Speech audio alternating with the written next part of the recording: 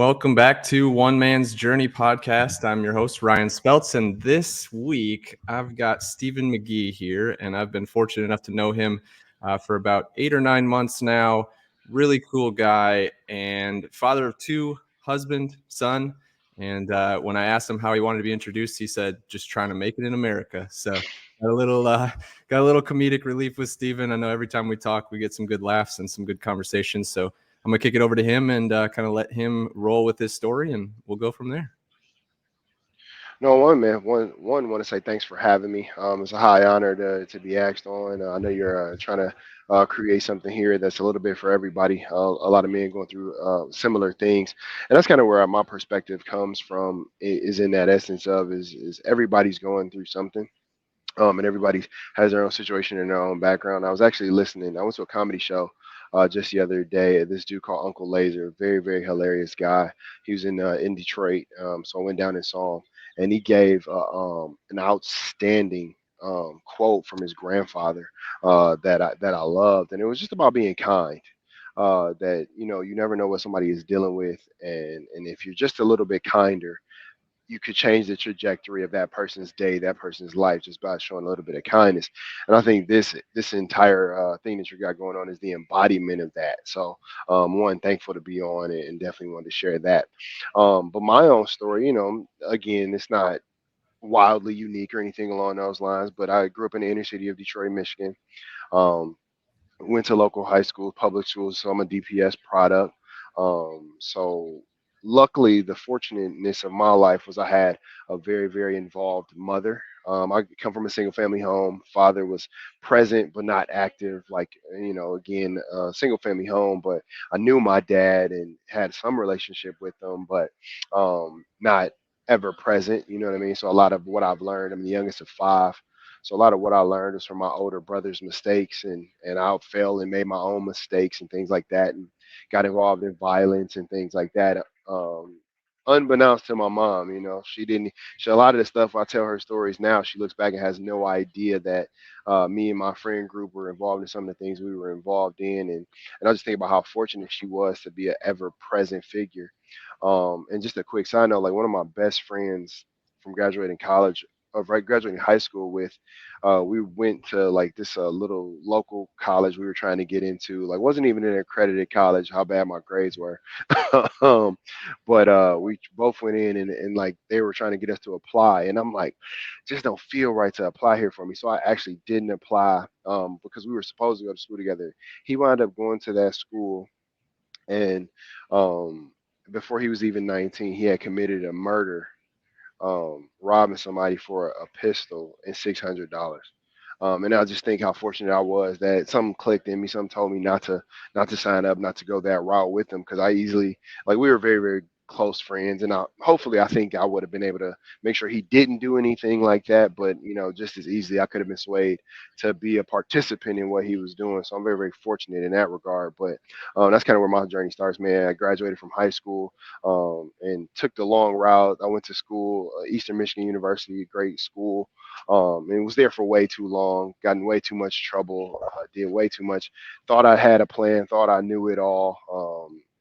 And wound up being in school from 18 to 20, almost 24. So 6 years in college, and then the thing that I think the biggest pivotal point in my life was becoming a father. So the young lady I was dating at the time at 23, 24 years old got pregnant, and then I just like immediately like started to take life serious.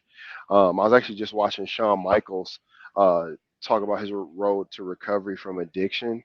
Um, and he was talking about the thing that changed his life. And he even had his son, but it was getting kicked out of the WCW, no WWE at the time, or WWF at the time, and he was battling with addiction and things of that nature, alcoholism and stuff like that. And it's the biggest thing that the thing that changed his life was his son. Him and his son was baking cookies, and they were baking cookies, and he woke up and asked his wife, like, "Hey, did him and his son bake the cookies?" And she was like, "You already did it." And then he just broke down and was talking about like how his son didn't deserve what he was putting him through. He didn't ask to be here and things like that. And mine isn't as severe as that situation, but I was like, man, I'm partying way too much, doing things I shouldn't be doing. So I immediately got serious about life, and I finished school in the next 3 months. Graduated, had some really, really like impactful people come into my life, professors and things like that, that were really like, hey, you're right there. You just need to put it together. You keep making the knucklehead mistakes. When are you going to realize that you just have to make a decision, and stick to the decision that you make to be a better person, be a consistent person, do the work. And again, I'm not gonna say it like I haven't faltered. That was 11 years ago. My daughter's 11 now. Um, but I haven't, I've faltered many times, stumbled many a times in between here and there. But I'm very thankful. I think that was the biggest pivotal moment, was becoming a father. That genuinely kind of changed everything for me. Um, it really put me on the right path, and really helped me get myself together. Yeah, I think a lot of us can look back and kind of find that one thing. And you pointed towards consistency, and one of the reasons that we've clicked so well is because of how consistent you are, right? Hmm.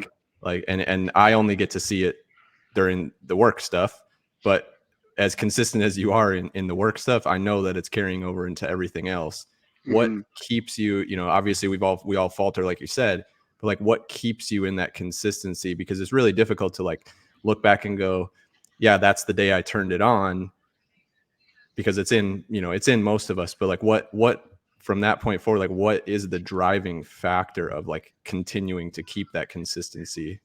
So I make a lot of goals, man. Like a lot of goals. And I like the dopamine of achieving a goal, right? You know what I mean? So I try to set them, and I set large goals for myself. It was First one was buying a house. So it was like, okay, I had a kid, all right, and then I wanted to buy a house. Took a couple years, but that was like, I keep a big goal in the sky for myself. And that's kind of what I stay fixated on. And then I was like, okay, well, the next thing is, all right, I want to be married, because I want to show me and my first daughter's mom didn't work out. But I'm like, okay, well, what didn't I have as a kid? I didn't have a two-parent household. I didn't have, my father wasn't consistent and present in my life. So that was my first determination of becoming a father, was I was going to be consistent and present in my children's life. So I have two daughters, one 11, one 1. So then I got married, in 2020. We were ended the pandemic down there in your neck of the woods, down in Florida. So I got married, and then I'm okay. Well, what type of family do I want to build and have, uh, that I can show my children, that at least give them the things that I think I didn't have. Does that make sense? Like what I didn't think I had. And every child or every young person is going to go through their own trials and tribulations, and they'll have their own life hurdles. But how do you give them as much as you possibly can? Pour into them as much as you possibly can. Give them the best type of role models. And I think those are the little things that keep me consistent. Is those little check marks. So I don't like I have my big goal, but I also make sure I have like little checkpoints. Like, all right, where are you at? What are you doing? Are you when you do your look backs, are you who you said you wanted to be? And I think that's the biggest thing that makes me consistent, is I have a constant thing of, am I who I said I wanted to be? And even just as recently as 2 3 years ago, I was struggling with some stuff, um that I wasn't proud of, that I shouldn't have been involved in, that I shouldn't have been doing. And I had to take a hard realization, that I wasn't on track to be who I wanted to be. And that's what I mean by when I say we all falter and we all fall off the horse sometimes. But it's like, okay, I made a mistake. One, forgive yourself for making a mistake. It's okay. You can recruit. You can come back from it, and then putting yourself on track to do the right things to put yourself back on track. So I try to put myself in that mindset whenever I feel like I'm not being consistent, or I try to make sure I take an evaluation of where I'm at and who I am and what I'm doing, to make sure I am like trying to be who I want to be. Yeah, and I think the definition of being who we want to be can change as well. Do Hmm. you like over time? Do you remember anything that like where you've got to a point? You like you said, you got that big dream in the sky that you've got checklist and checkpoint along the way. Have you? Do you specifically remember any kind of point where you're like you got to a checkpoint and you're like, is that really what I want? Yes, Like, yes. So, so when I bought my first house, and this is a little, and I don't want to say inappropriate. I'll keep the PG as much as possible. But I thought I just wanted this life, right? Like I wanted tons of women, tons of money, tons of alcohol, tons of that type of stuff. And I'm tallying up like what or where I'm at and what I'm doing. And this is like 2000. This is September of 2018. Now you know exactly when this was. I had broke up with the girl I was dating, and I'm like, this is not working. Like I don't want to be with anybody seriously. I really want to have a lot of female attention. I think that's the cool thing to do at this point in stage. And then that December 27th, me and my wife, who I've known for a very, very long time, but we went out on our first like actual date. And we stayed up until about 1:30 in the morning. It was snowing here in Michigan. She wouldn't spend the night, so she drove home, and we stayed up for. We got together maybe like 3 in the afternoon until like 1 a.m. We just had conversation. And in that conversation was a realization of I want somebody to I want to have a family with somebody. That's where that came, that manifestation of I want to have a role model for my daughter. I want to show her that life. So my daughter was born in 2012, and I didn't have that realization of putting that stuff together until 6 years later, to be frank. Um, and that was a really really great day for me because we've known each other since we were 18, and we used to always joke we were going to date and we were going to marry each other and stuff like that. You know, like as a young kid's dream. But then the actualization of we fell into each other's lives at almost 30 years old, and it just happened to work out in a very very majestic way. I would say honestly.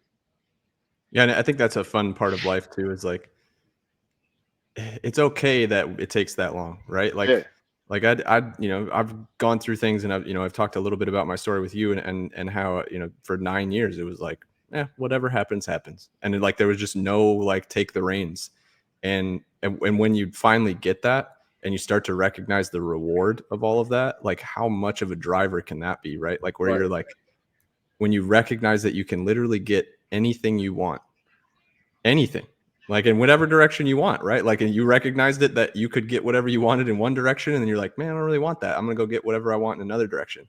I think Yeah, that's fantastic that like you yeah. can have that realization, and then to be able to live it every day too. And like now you're looking back and you go, I got everything that I wanted in that Yeah. situation. Like, Yeah, and then just recently is like the start of this school year. My older daughter, actually started to come live with me full time. So like, and it's like you say it out loud and you put the steps in and you try to put the dream together. But one of the biggest goals I wanted for was I moved out of the inner city. I moved to a better neighborhood, better school district, all of those the advantages that you want to give your kids, right? And then now it's like, okay, well now she's starting to take advantage of them because now she lives with me full time. Now now I see both of my kids every day. I drop them off at school.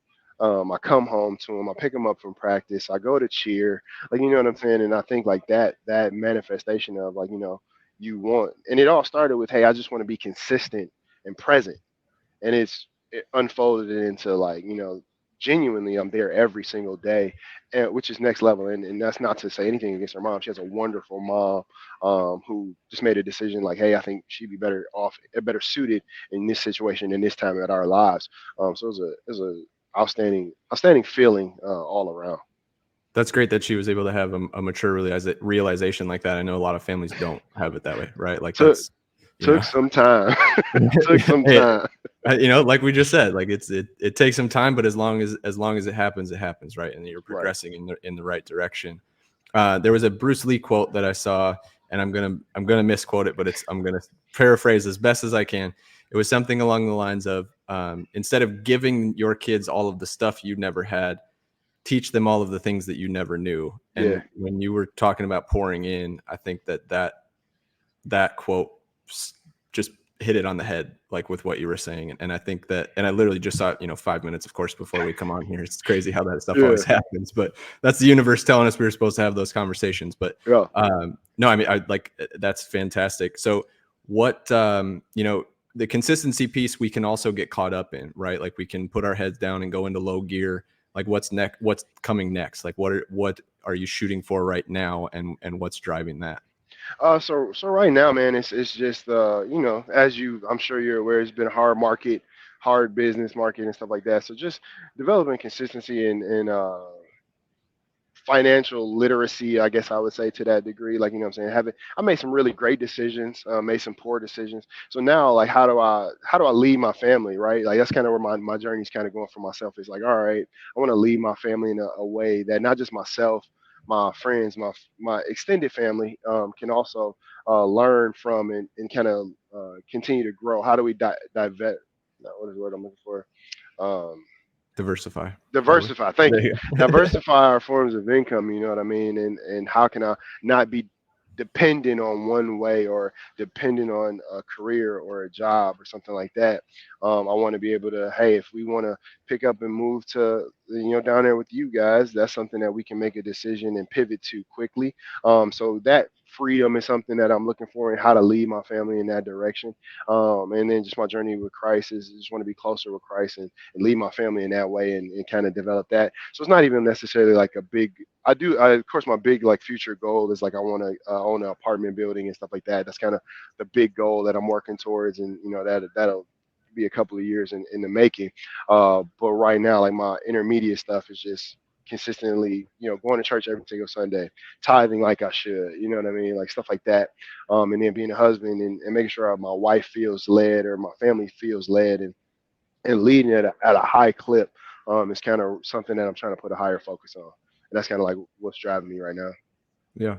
What I know you're a big faith-based person, and going to church is obviously a lot of what a lot of people do is they go to church and they think they get to be faithful. I know that that's not you from just speaking with you multiple Yeah. times. What other and for lack of a better term, but what No, other strategies do you have to stay connected to your faith or stay involved with your faith besides just showing up on Sunday? no, that's a good one, man. So I've actually like I don't even know. It's like a guy on Instagram, but he takes questions, and he biblically responds and like breaks down scripture and stuff like that. And that's something I've been leaning in more into, is like, praying more, like is like so. Increasing my prayer life. Let me say it like that. That's the big focus of mine, is just increasing my prayer life, praying consistently with my family, over my family, for my family. So not just going to church, but also being active in the community, like, because my church has a lot of community involvement, a lot of like stuff that you can do to be impactful. So that's something I'm putting like a huge focus on, is one, improving my prayer life and being consistent in my prayer life. Because I have a thing, every year I try to start reading a book, and I get through about 3 to 4 months of the year, and I'll finish, like, I try to get through one book a year. So all right, now I want to read X amount of scriptures a day, and that's like to build that consistency, and then pray for X amount of time. You know what I mean? Because you can pray all day and be thankful for all of the things you have, and give and thankful for all the grace that we receive. But how do I do that in a consistently, in a time where I'm really like genuinely focusing on that relationship? Because again, like you said, a lot of people just go to church, and a lot of people expect that to be the expectation of what's necessary for you. But what I genuinely want to do is make sure that my relationship with Christ is there, so that I'm fulfilled and doing, experiencing my faith at the next level. And I think that's something that, as I've gotten older, that's something I've been putting more of a focus on, and trying to do more. And then I'm trying to get like you, man. Like you said, I want to catch a workout before before I start doing work. That's the other thing, Yeah, I'm sure that's a little bit more difficult with the kids, but man. that's the cool thing with that I've experienced anyway is being able to put whatever I want in here, right? Like, Hmm. so you're talking about reading scriptures and stuff. Like, I've got on my YouTube music list, it like scrolls through, and I'll catch a psalm explanation, or a sermon that comes in there. Or what I'm starting to realize is how faithful the majority of the positive things that we listen to are, Yeah, right? Whether they explicitly say God or Allah or whoever you pray to, it doesn't have to even be explicitly said in there, because, and one of the biggest realizations that I've had recently is like, if God is the creator and God is in all of us, we all are the creator. yeah, And so like like you said in the beginning, how do we create kindness? Like, it can be as small as that, right? Like saying that one thing every day. And that, like, that's your faith. That's part of your faith journey too. yeah, And so, like that's one thing that I always encourage people to do, is like recognize it's not necessarily like I got to search out new stuff to research and all that. It's just recognize what faith is involved in what you're already doing. Man, and you in that that's crazy you say that. Like it doesn't even have to be new stuff. Like I've read some of the same scriptures over and they've impacted me in such a different way depending on what I'm going through. Like so, like the nourishment and is in the reading, right? The nourishment of the mind is in the reading. So when you read it and you read it again, it can be the same thing. You can read the same thing over for 60 days straight, and it can impact you in such a different way depending on how you're feeling, your mood, what you're going through, situations that's affecting you, and that's where I take a large.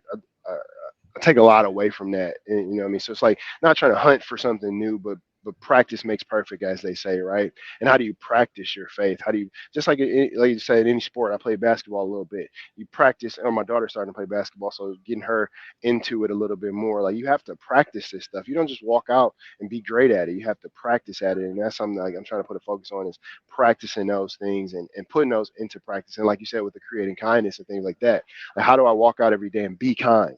I don't just want to think about being kind. I want to actually practice doing it. I want to say hello to somebody. I want to smile at somebody. I want to shake a hand. I want to tell somebody, give somebody something that they might not have had I not stepped into their lives to leave an impact. And I think that's the other thing about, one of the things I love about your podcast here is the impact. It's, if 1,000 people watch it, if one person watches it, you can leave an impact on somebody that can make a positive change in them. That's the practice of doing it. You know what I mean? And I'm thoroughly intrigued by that thought process. Yeah, and really like that, that's kind of where the founding of the whole thing comes from. Is like that you watch my social media aspect stuff, and like it's how can I make an impact with this one video, and this allows me to, whether, like you said, whether one person or 1,000 people watch it, it's already impacted the person that I'm sitting here with, Yeah, and it's impacted me. Like selfishly, this is my church sometimes, right? yeah. Like because we get to talk through things that we wouldn't normally talk about. Um, on a daily basis, like obviously we go through the ebbs and flows, and we're in an industry that can really, really suck some days. Like how do you, like, and sometimes it lasts longer than a day. How do Mhm. you like pull yourself up through that? I know you've mentioned the consistency piece, and sometimes we just fall back to our habits, but like outside of that, how do you actively like pull your mind into a situation where you can be better for the next person and not drag that last conversation into the next one? So something I've recently put into practice is I'm unrealistically optimistic. Like everything's gonna work out. It's gonna be fine. Bad day, oh man, it's gonna turn right around in the next moment. And I think having that, I was listening to somebody, I can't recall who it was, but they say like you can approach things two ways. Like you can let that be the issue and let that be the thing that drags you down, or you can be positive about it. And which way do you feel better about it going? If I feel optimistic about it, I feel better about how anything and everything's gonna go. Like if I'm like, man, this sucked, that call went bad, or this person's mad, or this is angry, you don't want to do that, et cetera, et cetera. Like it can drag you down and it just can spiral out of. But if you just positive outtake on it is, hey, it's gonna work out. Hey, they might be upset right now, but we'll have a conversation and we'll move past it. Hey, I'll explain myself in a manner that I can best I can, tell them what happened, how to fix it, and move forward with it, and then it's gonna work out. Hey, if we end the relationship or don't end the relationship, or we continue a business relationship, or hey, completely understand. And another thing I try to do is I try to be realistic in every moment, right? Everybody has, like we said in the beginning, everybody has something that they're dealing with. So it, it's thoughtless of me to think that, oh, what I'm telling you about or what I'm dealing with is the biggest problem on your desk. When I take that step back and realize that the biggest CEO has issues and the person that's walking home from school has issues, doesn't mean that my issues might be way more financially risky, or those issues might be very emotionally stressful on that young person, but they're the one doesn't outweigh the other. You know what I mean? And I think with that thought process, it allows me to like, hey, take a step back. And then I was going through some hard stuff, and there was a guy who sat next to me. He gave me some advice. He said, hey, you wear whatever, and then this was a very struggling point in my marriage and stuff like that. But he said, you wear whatever you're going through right on your sleeve, and it affects the entire team when you talk to them. He's like, that's not good if you're going to lead a team. And that was just genuine feedback. And I could have took that and been like, oh no, he's wrong. Shut up. I'm the boss. You listen to what I say. Or I could have took that and been like, hey, I need to, no matter what I'm going through, I need to present myself with, hey, this person doesn't deserve whatever anger or situations that I have at home or wherever I'm at. They don't deserve that. And I try to approach everything that. And that's the same way with dealing with multiple business individuals. Hey, what I'm going through with what I just dealt with has nothing to do with this person who's trying to do something magnificent for a borrower or on their next transaction or whatever be the case. That's how I try to approach it. And that's in dealing with everyday people as well. So if I'm walking into the bank talking to the bank teller, she might have just had the most horrific customer ever, rip her up to shreds because she made a mistake or something along those lines. But if I can give her a little bit of kindness, hey, hope you have a great day. Thanks so much for your patience, et cetera, et cetera. And and vice versa, pack my patience because I don't know what she might have just dealt with. Hey, they might not have called me right up to the counter. They might not have they might have needed a second to decompress themselves to give me the best customer service that I need in the situation.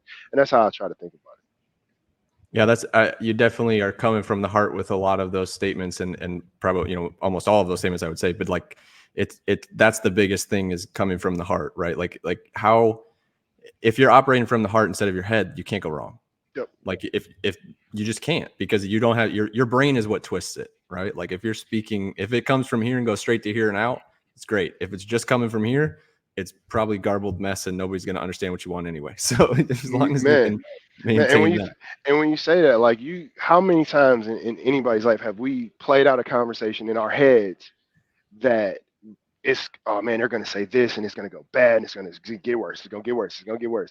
And then if you just genuinely take a step back, take a deep breath, have the conversation, it completely goes a different way than what you have imagined in your mind it's gonna go. And I've had some very, very good experiences with that recently where it's like, hey, oh man, this is gonna spiral out of control. They're never gonna send another loan. They're gonna be so upset. They lost this, they did that, this happened. And then I had a conversation with them and they're like, no, I completely accept that answer. That's perfectly fine. Thank you for letting me know. Thank you for being transparent with me.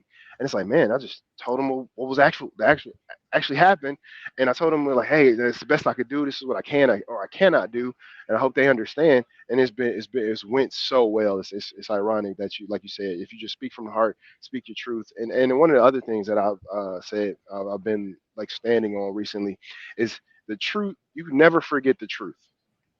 You never forget what actually happened. So if you always tell the truth, and if you always say what actually happened, be it good, be it bad, whatever, but you'll never forget that. There's no getting, oh, this came back around and now I gotta fix it or I gotta remember. Nope.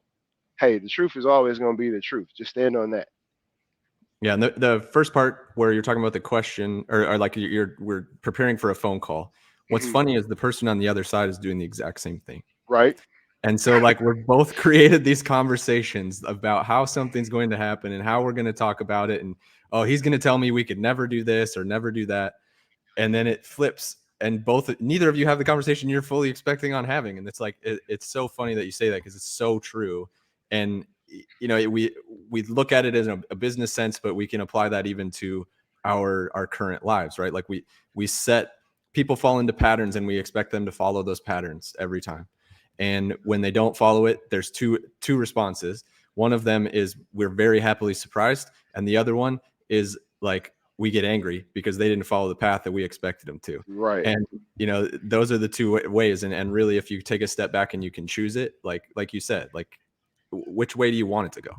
Like what how do you want your life to be? Do you want it to be overly optimistic and expect the best, and when it doesn't happen, it's okay, and you move on and still expect the best of the next one? Or do you want your life to be shit and you just dwell on everything that's bad and nothing ever gets better?